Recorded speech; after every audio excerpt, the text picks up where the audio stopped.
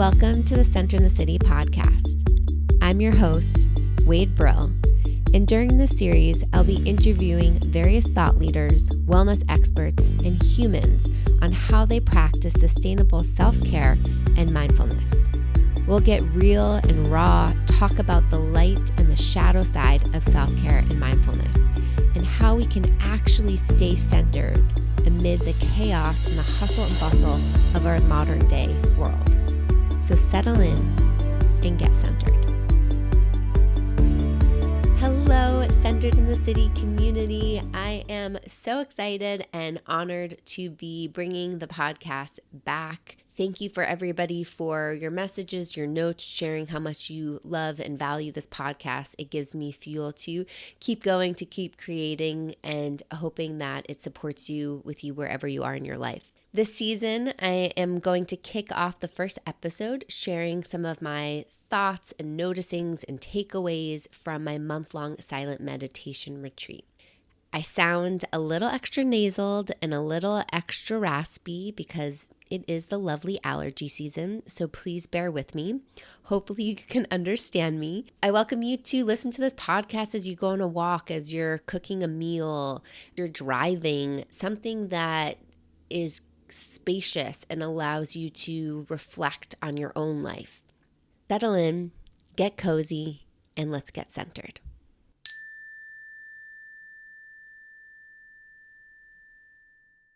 My journey into this month-long silent meditation retreat began in August 2019.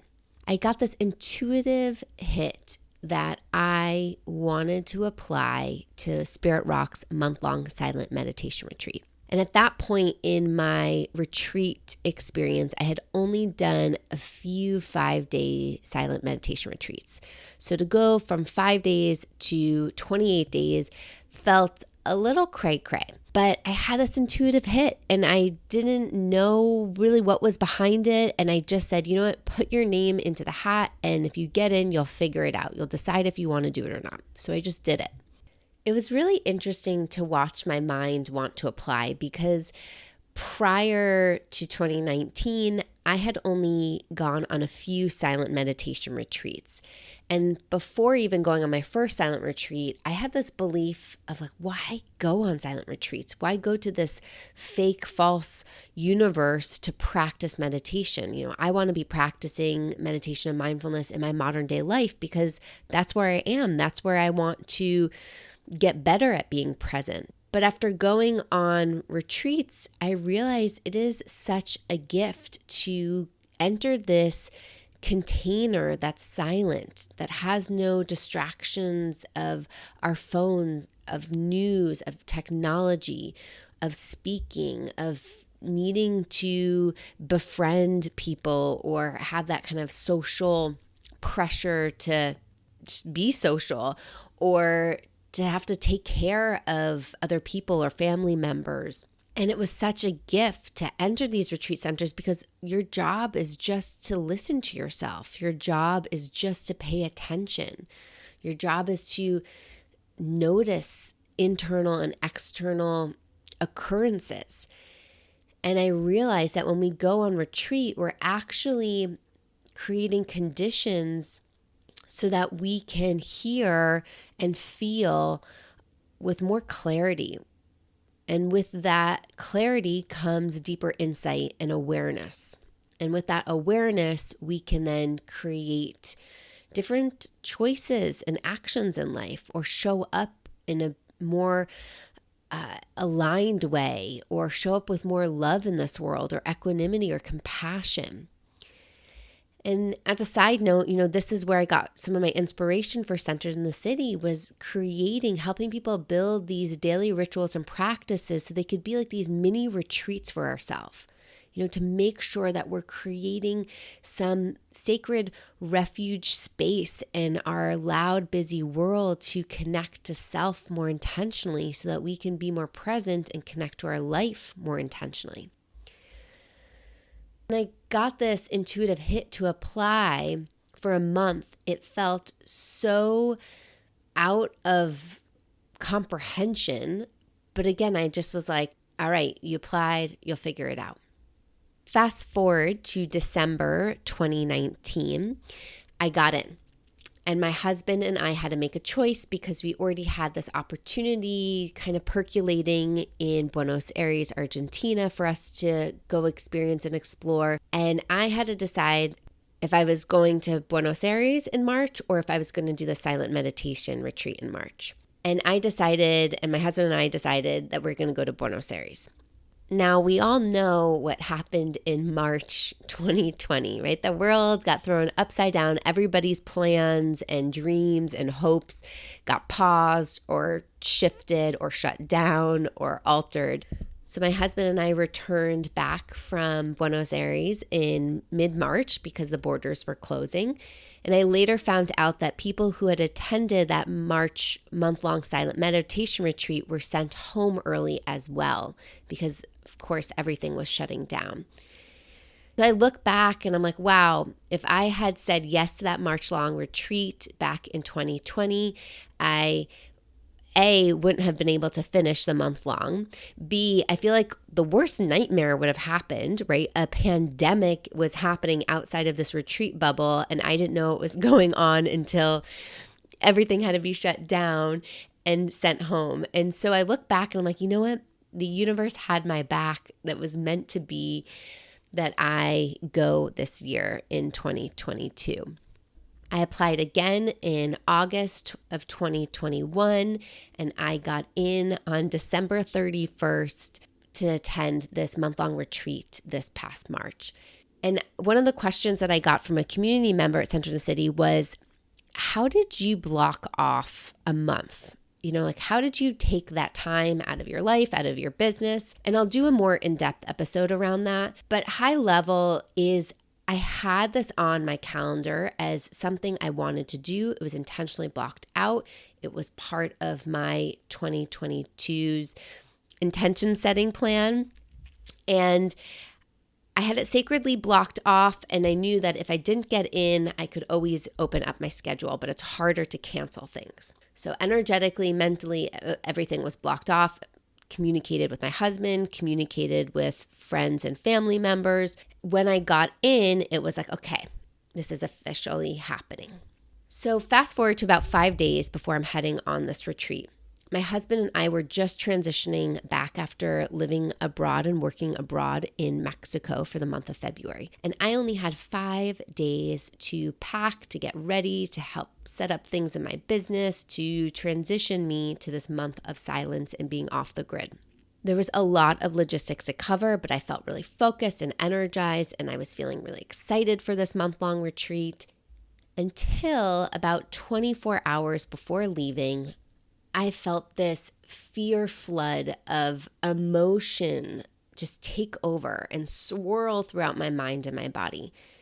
I got really heart-achingly sad to miss my husband, even though I hadn't even left yet. You know, I was holding on to him, noticing, looking for that comfort, for that connection. I felt all of this impulse in my amygdala to control, right? I was heading into this land of uncertainty, big land of uncertainty that I noticed my mind wanted to control. I had no idea who was I going to be on the other side of this. What was I going to feel? What was I going to experience? You know, I needed and wanted some sort of certainty. And so it was really interesting to watch that in the mind because every day, every moment is uncertain. Yet we live with this perceived reality that things are certain, but they're not. And shifting, obviously, the container into something I've never experienced before created this whole other level of, you know, what to expect, because my mind didn't have a mental map of what to expect. And even though I've been to this retreat center before, I couldn't create something tangible of what it was going to be like. The closest thing my mind landed on was, you know, sleepaway camp. And I haven't been to sleepaway camp in probably like 20 years or something. Noticing that was really interesting. I'm going to talk about my takeaways and the transition home, things that I'm learning, things that I'm noticing. But first, I want to create a little bit more of a picture of where I was and the structure that a silent retreat holds if you are not familiar. So Spirit Rock is this beautiful retreat center, as I've said, in Northern California in Marin County. And so just visualize these beautiful rolling hills and this retreat center kind of tucked in these rolling hills. So there's some hiking and walking trails, and there's big meditation hall. In a separate building is the dining room, and then there's 4 separate dorm buildings. And we all had our own separate rooms because of COVID, which was really nice. And the retreat schedule is pretty much the same for 28 days. There's a little bit of variation, but there were moments where I was washing my hand and I remember looking up at the mirror and being like, is this Groundhog's Day? Have I done this day before? So it's very interesting when you're just so systematized and how to be present within that systematized container. Now, the structure of the retreat is really important because it holds a certain flow and it becomes really grounding for the nervous system and the mind to know what's coming. So you can just kind of rest and be held by the structure. That's another reason why rituals are so important for us in our modern day worlds, is that they offer us these structure and in the flow of our day, so we have something that grounds us. I like to think of them as a seat belt that buckles us in for the potential bumpy road of living in the modern day life.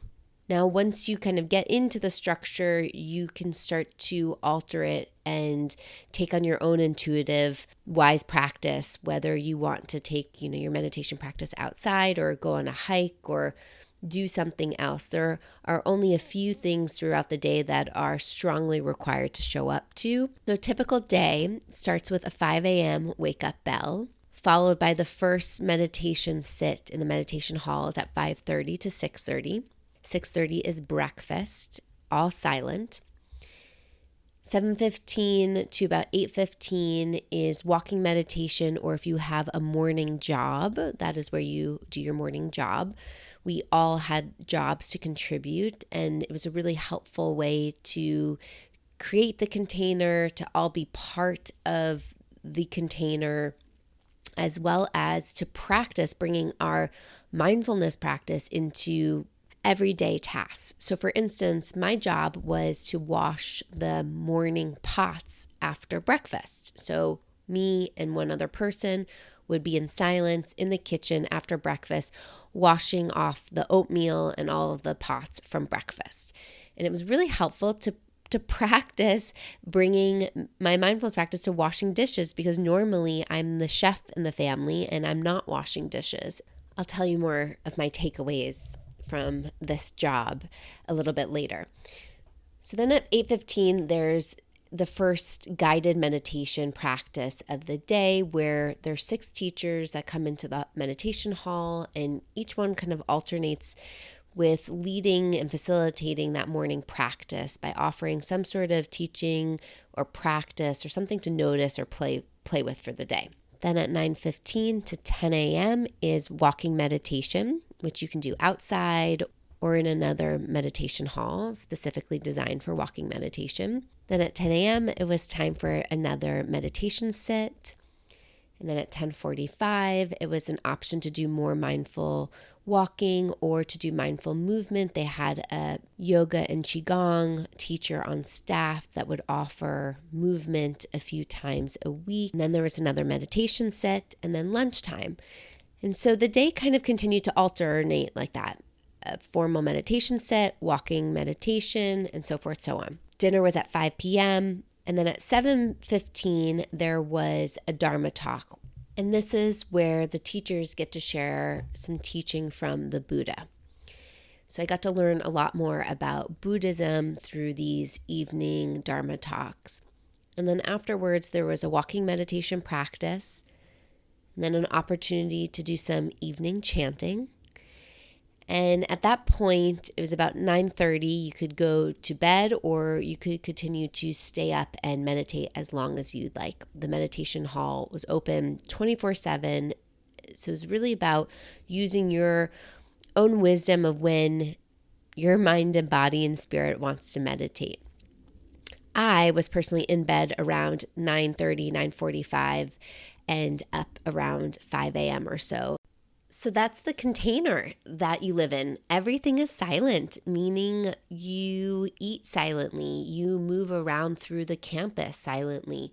The only times where you're encouraged to speak is when you have one-on-one meetings with your meditation teachers, which happen about every 2 to 3 days, and you're only talking to them for about 15 minutes at a time. So you might be listening to this and being like, what? I could not be silent for more than 30 minutes, or I could never live without my phone, or I could never be away from my family for that long. And I hear you. These are all really challenging aspects of untangling from our modern day life. And I learned a lot of things by entering this world and these conditions that are so extreme from our modern day world.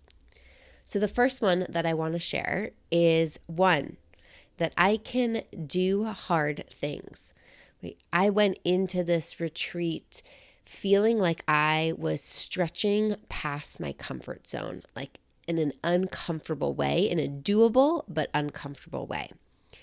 And by the end of the retreat, I felt so proud of myself, right? That I can do hard things. I can do things that my mind might think is impossible.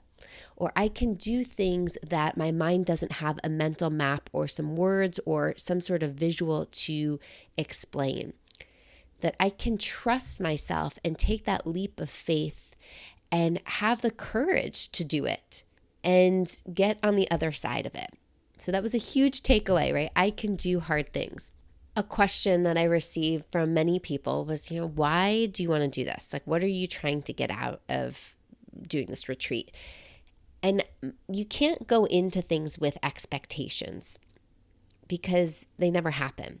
So I went into this experience with an intention, and my intention was to deepen my meditation practice and to be open to what I'm there to learn and any healing that needs to happen. And let me tell you, all of that was accomplished. And I'm laughing because some of it was really unpleasant that I experienced on this retreat. And also a lot of it was really beautiful and pleasant and full of gratitude. And that's even a lesson in itself, that most of our journeys is just not one thing, right? It's not polarized, that it's multifaceted. There are many layers to our experiences in life. And yet we tend to just distill them down to it was good or it was bad or it was okay. Over the month, I had a lot of time, as you can imagine, getting to know my mind more than I ever have. And I got to realize that my mind loves to crave things, that my mind loves to find the pleasant in things, that my mind doesn't like to be with the uncomfortable, and that my mind loves to control or try to control or thinks she can control if she tries really hard. So I'll explain all of these in more detail as well. One of the teachings that was really emphasized on this month-long retreat was to be with the thoughts, right? To notice the thoughts, to label them, and specifically to be with the suffering, right? To be with the unpleasant, because as one of my teachers, Anushka, highlighted, in our world, we're so trained at looking for the shiny object. It can take form in the bold news headlines that try to grab our attentions, or the shiny Instagram photos that we see. We're constantly being connected to people through text or emails or phone calls that take us out of our present moment because we think where they are might be better or shinier or more exciting or interesting than where we are in the present moment. So even just that teaching to pay attention to the neutral or the suffering was very enlightening and not so pleasant as you can imagine.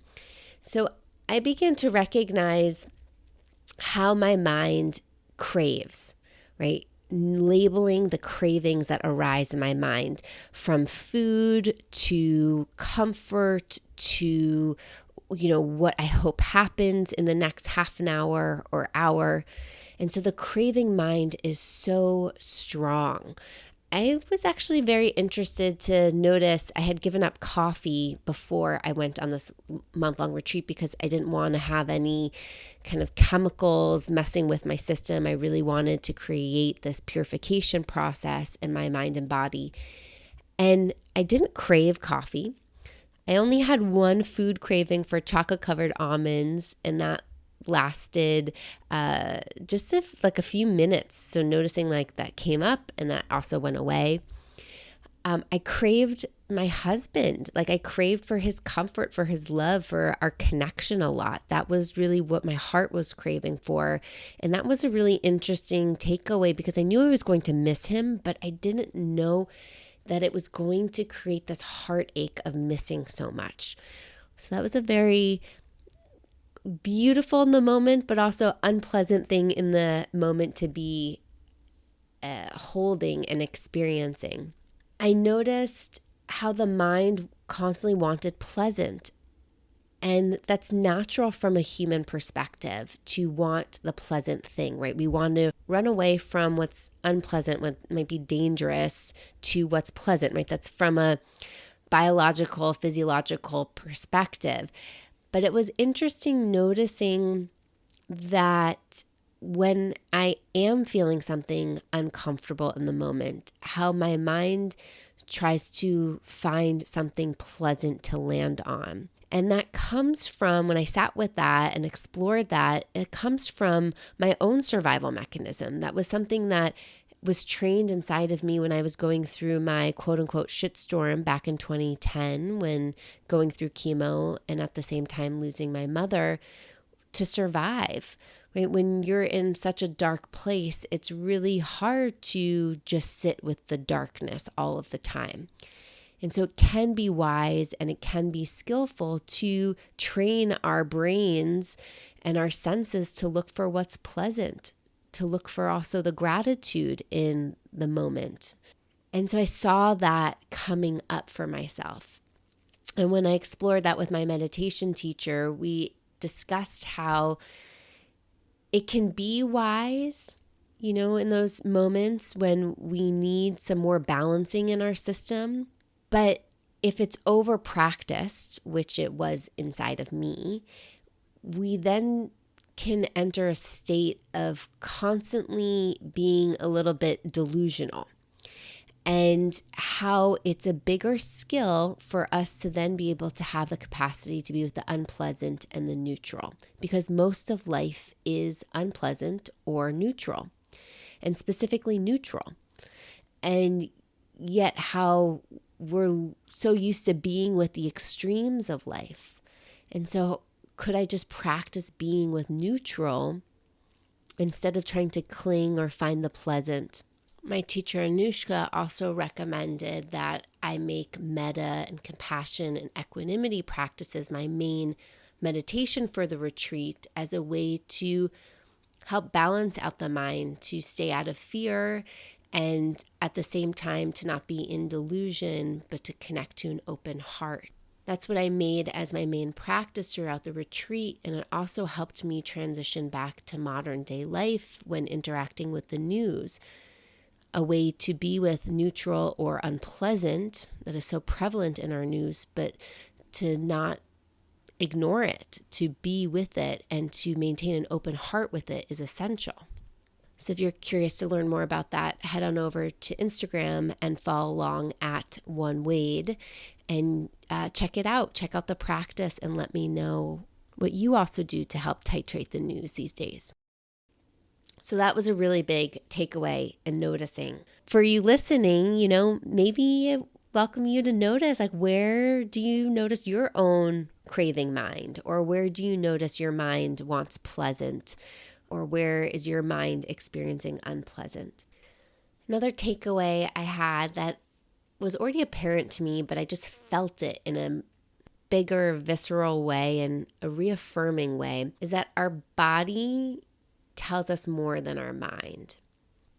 Our brains, our minds are so good at making shit up. We are meaning-making machines, and that happens in the mind. And our mind is really good about being in the future, right? Trying to plan or trying to strategize or trying to keep us safe. Or it's really good about ruminating in the past about what we could have done better as a form of protection. And it's really hard for our mind to be in the present moment. Yet our bodies are in the present moment wherever we are.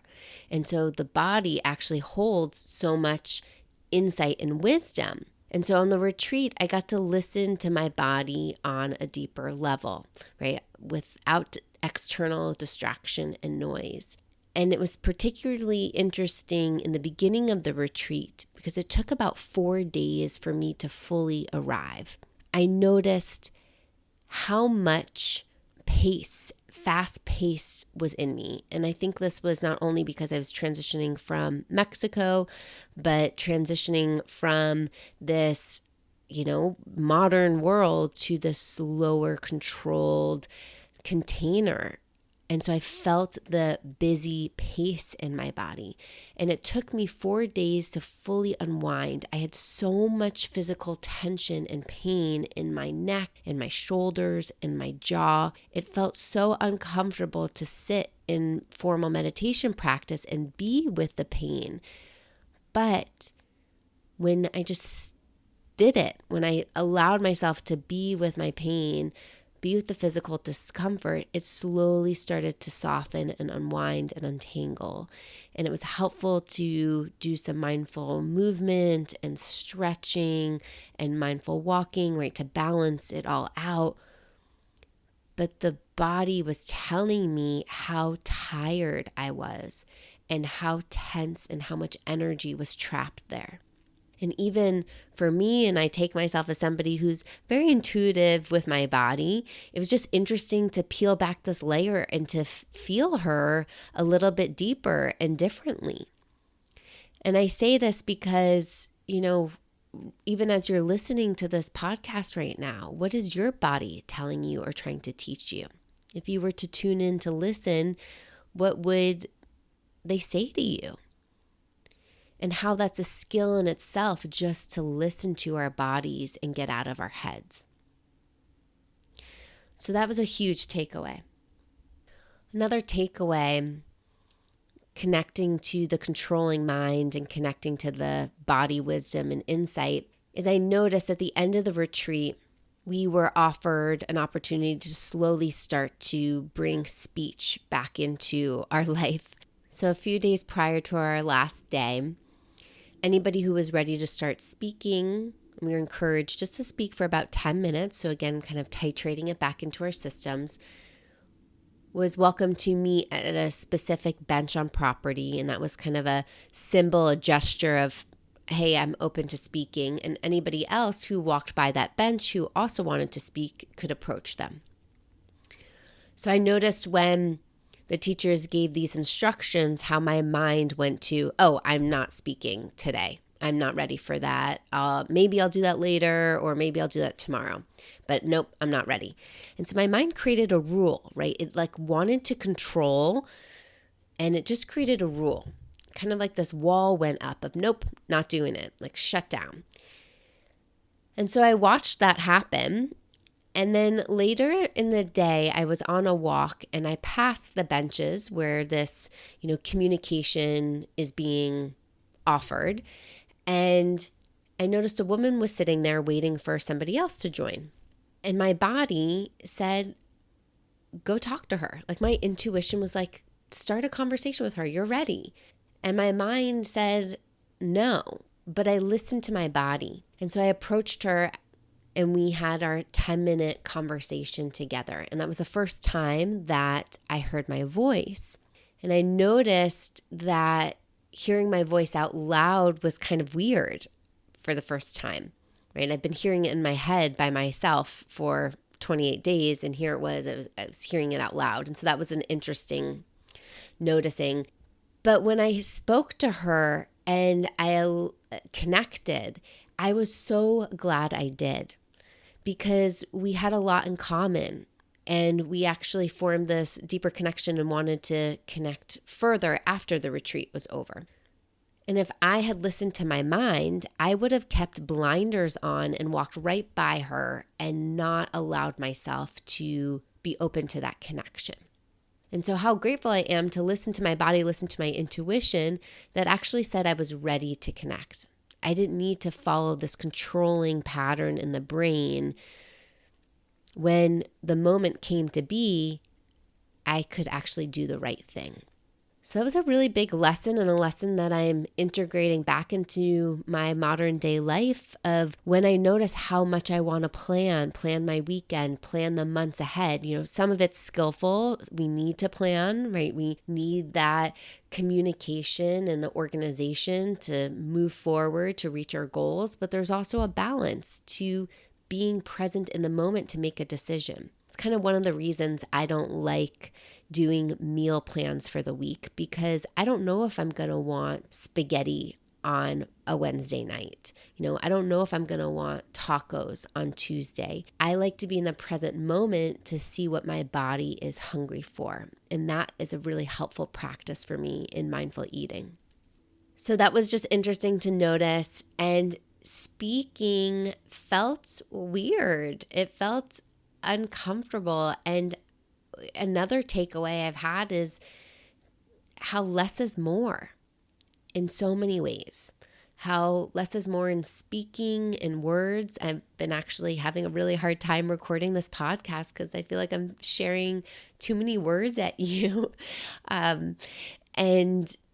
It's like less is more in thinking about our lives, like how nice it was to live in simple conditions for a month where clothes were more simple, where I didn't have a huge closet to choose from, where I wasn't needing to make plans all the time, where I got to eat simple food.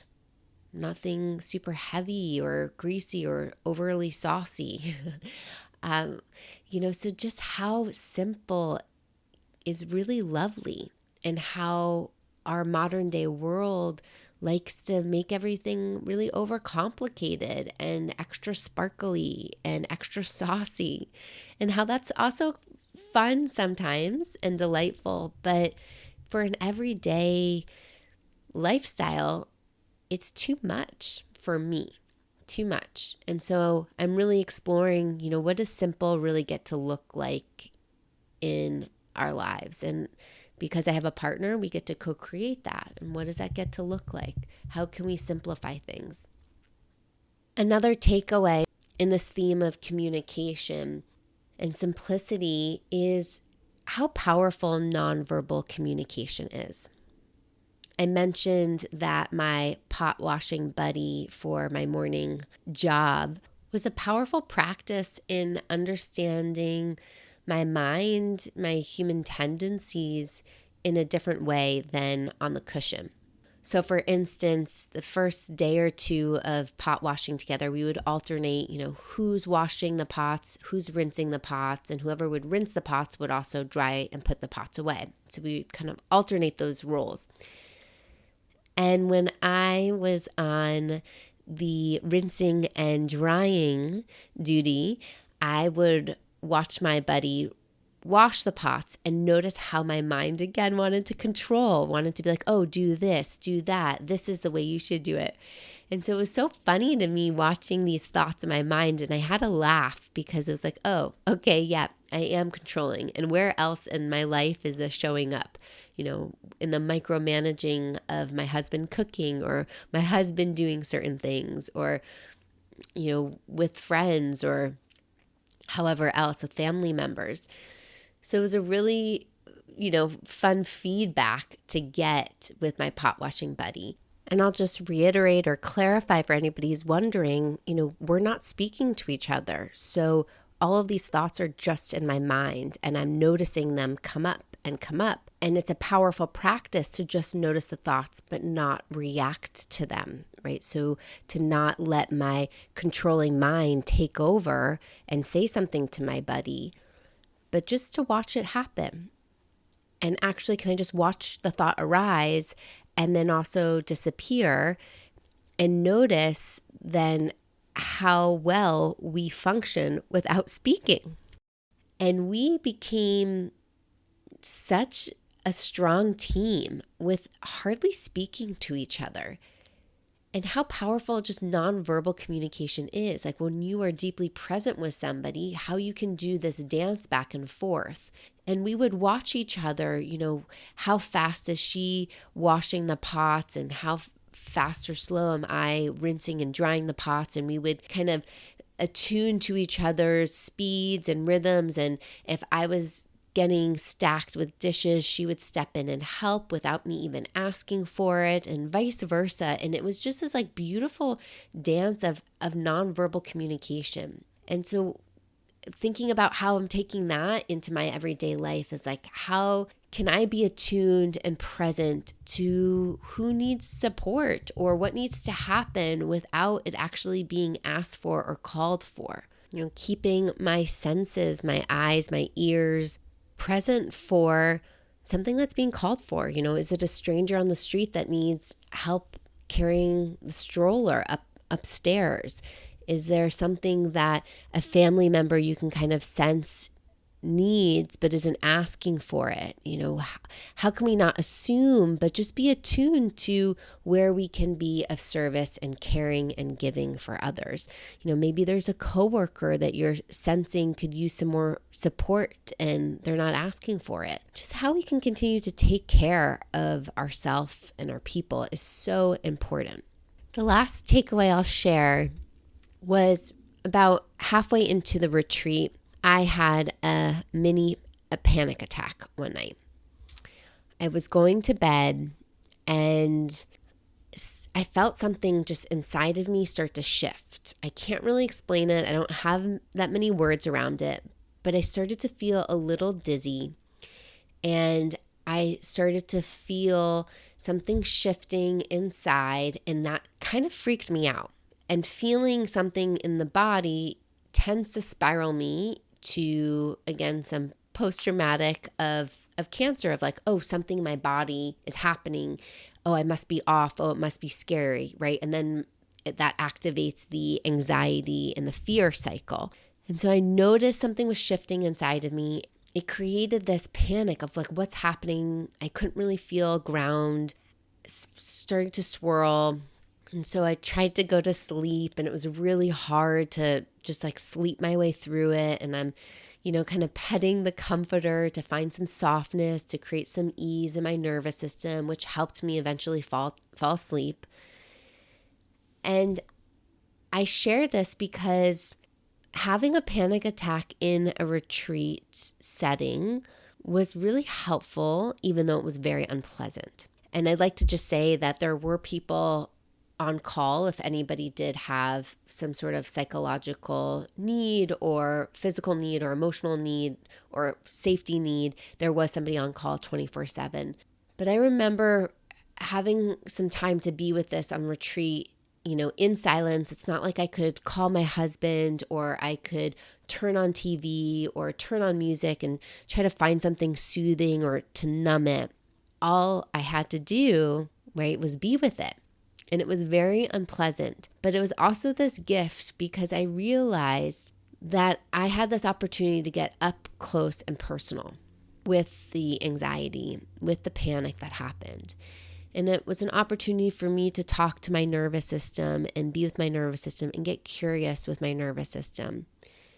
And it offered a lot of healing for me in the end. What I walked away from the retreat with was having some more space between me and my anxiety. That when I start to feel the panic arise in my nervous system, that I can watch it as if I'm watching the weather happening in the sky.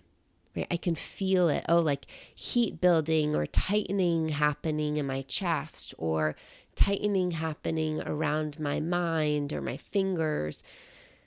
When I could describe it in a way from this sense door perspective, it started to just feel like it was flowing through me and it wasn't me. right? I didn't have to attach myself to it. And that's been really helpful transitioning back into the modern day life, because I've noticed, some activation in my nervous system with all of this stimulation that I'm being reintroduced to. I even noticed the other night as I was going to sleep, I started to feel some panic through my body, and I just watched it and I was like, oh, this is happening just like this, but it's not me, right? And it just was a really different shift in relationship to some anxiety.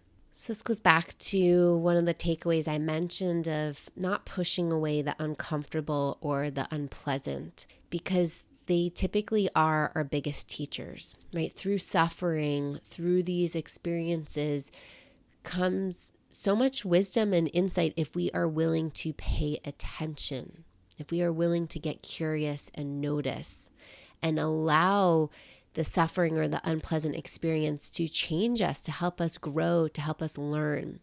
And so I welcome you if, you're in this place of life where you're experiencing any unpleasantness or suffering, to give yourself permission to be with it, to allow it to teach you, to get curious, maybe even to say, what are you here to teach me? Or I'm here to listen and learn. And just to notice what comes up, right? Even asking these questions of what wants to be known in this moment, and giving yourself that permission to get curious, to pay attention, because we get so good about numbing out and distracting. And if you need support, make sure you reach out for support, whether that's with a therapist or a mindfulness coach or anyone else. Thank you all for listening, for allowing me to join you in this moment in time. If you're curious about going on a retreat, I really welcome you to follow that curiosity. Start with a 1-day silent meditation retreat, and then maybe work yourself up to 3 days, and then maybe 5 days, and 7 days, and 10 days, and 2 weeks, or a month. Or you can be like me and go from a 7-day retreat to a month-long retreat. But I really welcome you to take that time for yourself if you're being called for it. Notice if you are getting that internal ping to follow some quiet, deep, reflective time. You don't have to be an experienced meditator to join most retreats. Some have prerequisites, but even just finding a day-long silent retreat is a really beautiful way to start. And especially in this world where we're so connected all of the time, it can be really helpful to untangle from technology every so often, or even just throughout your day. Can you turn your phone off and put it away so it's not the first thing you're looking at in the morning and the last thing you're looking at before bed? Various ways that we can add some of this detangling of technology into our modern day life. And of course, if you're looking to build some rituals to add into your life, like these little mindful moment retreats that you can host for your well-being, for your nervous system, for your mind, feel free to check out centeredinthecity.org and sign up for your 7-day free trial. And until next time, stay centered. Thanks so much for listening to the Centered in the City podcast.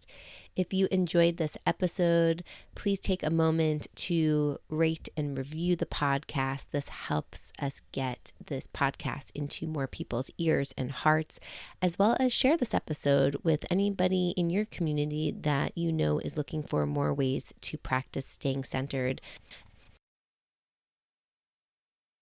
And until next time, stay centered.